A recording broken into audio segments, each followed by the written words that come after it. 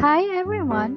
Now we will tackle Chapter 10 about organizational structure.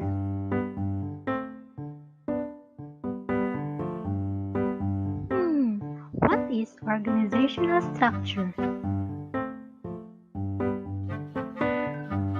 Refers to the formal pattern of how people and jobs are grouped in an organization. Consists of mechanisms that serve to coordinate and control activities of organizational members. Also illustrated by an organizational chart specifying who reports to whom. Organizational structure influences productivity, employee relations, and marketing strategies. Let's proceed to the basic elements of organizational structure. Work socialization, departmentation, pattern of authority, span of control, coordination of activities.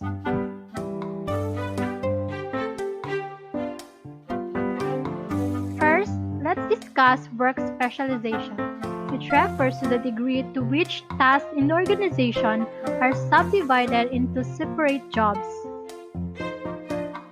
There are advantages of work specialization.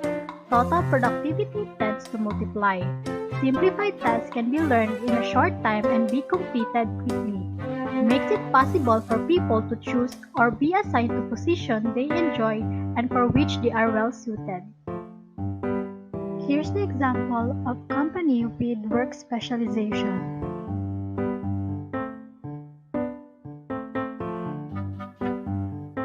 The other elements we'll discuss with Jharylle, Cathy, Miguel, and Sarah. Hi, my name is Jharylle Mae Carillo, and I will discuss about departmentation and pattern of authority. So what is departmentation? Once jobs have been divided up through work specialization, they have to be grouped back together so that common tasks can be coordinated. Departmentation is division of work into smaller units and their regrouping into bigger units on the basis of similarity of features. These are the advantages of departmentation. First, supervision is made easier. The sharing of resources results to maximum use of such resources. Common measures of performance is established. Lastly, communication is encouraged. Every organization has its own specific way of classifying and grouping work activities. The basis of grouping jobs are knowledge and skills, work process and functions, time, product, customer, and location. The university groups students according to their knowledge and skills. Under this departmentation, the activities are grouped on the basis of work process and functions which are to be performed. The business activities are grouped together on the basis of the time of the performance. This basis is made by the large-scale business units. They may manufacture and sell different types of products. This basis is preferred when the various needs of customers are different in nature. This method may be suitable for a business unit which is wholly dispersed. The business activity are grouped in area-wise and each area is in charge of a single person. Let's proceed to the next basic elements of organizational structure. Pattern of authority can either be centralized or decentralized.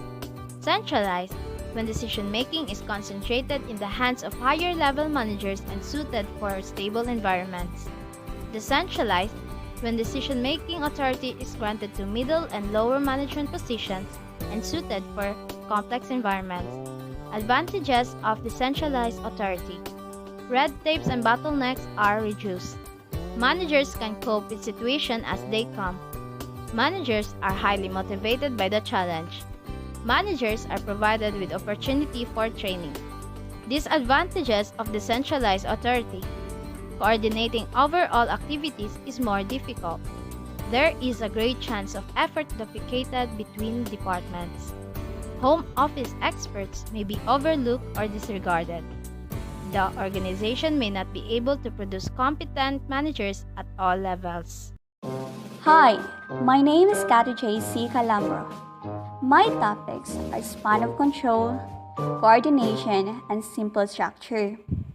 First, span of control. It has two parts, narrow and wide. What is narrow?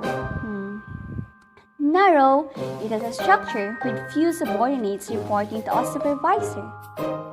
While wide, it refers to a structure with many employees reporting to a supervisor. And now, let's go to the characteristics of narrow and wide.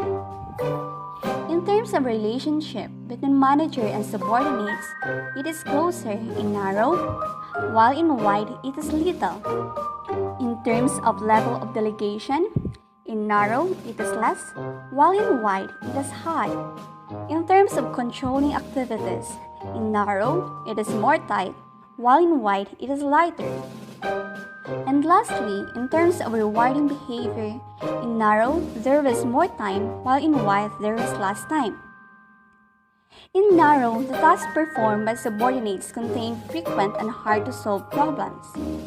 The subordinates are non-professionals. Subordinates have little training. Subordinates are scattered throughout a wide area. While wide, the tasks performed are routine and simple. The subordinates are professionals. Subordinates are fully trained. Subordinates are located in one office. And now let's go to the next topic. Coordination. As the job is divided into several tasks and each is assigned to a corresponding unit, there is a risk. Our tasks may be done too well or too early. There are three common organization structures, but I am going to tackle only one, which is simple structure. Simple structure characterized by a low degree of departmentation. It has wide span of control.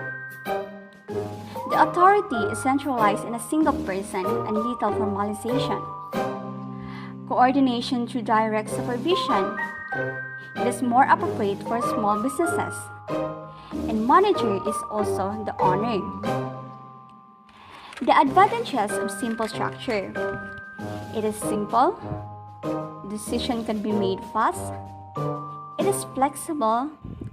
Inexpensive to maintain. Accountability is clear. While the disadvantages of the simple structures, inability to survive a large organization, because as an organization grows in size, decision making. What is machine bureaucracy? A machine bureaucracy is a formalized management structure with a high degree of specialization. These are the characteristics of machine bureaucracy.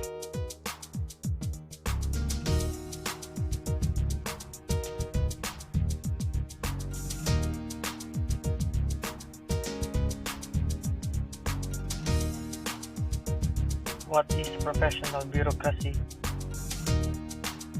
It is a group of officials in either a private sector or government organization working in a professional capacity that is responsible for carrying out the functions and implementing the laws and regulations governing the institution.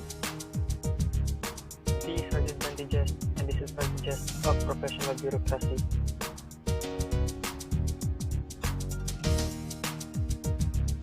What is a matrix structure?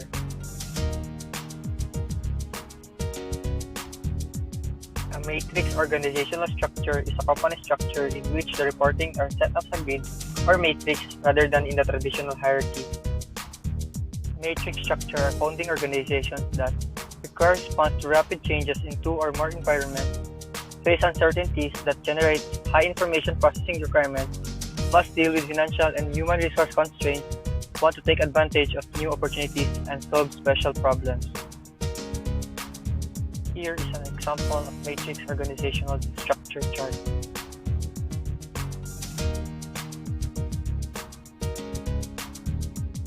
The strength of the matrix design is that it allows demands from the environment to be met simultaneously. Flexible, efficient, enhances skill development, increases motivation and commitment among employees, aids top management in planning. The disadvantages of the matrix design is that it creates dual authority confusion, spawns power struggle, time-consuming, generates high implementation of cost. Hello, I'm Sarah, and I will be discussing about new organization design options. There are two design options in new organization design: the outsourcing organization and team structure. Outsourcing organization. What is outsourcing? Outsourcing is a business practice in which a company hires another company or an individual to perform tasks, handle operations, or provide services that are either usually executed or had previously been done by the company's own employees. Outsourcing organization is also known as virtual organization, in which employees communicate or work via phone, internet, and mails. It has an arrangement by which the organization have work performed by groups outside the organization. It reduces cost because it reduces the needs for employees, equipment, and materials. It also reduces the demand for labor, thus labor unions are not elated. Oftentimes, lowest possible price lead to violation of wage and child labor laws. Here is an example of an outsourcing organizational structure. The executive group can outsource commission sales agent from here, independent market research agency from here, outsource factory in China, and advertising agency from other parts of the world. Another design option is team structure. It makes use of teams as a central device to coordinate work activities. It has horizontal rather than vertical organization. Departmental barriers are broken down. Thus, decision-making is decentralized. The team members must be a generalist as well as specialists. So what is the relevance of organizational structure to human behavior? Not all people are suited to a certain type of organizational structure. So this is important to know because organizational structures can only be effective if the people working within them are well matched with the structure.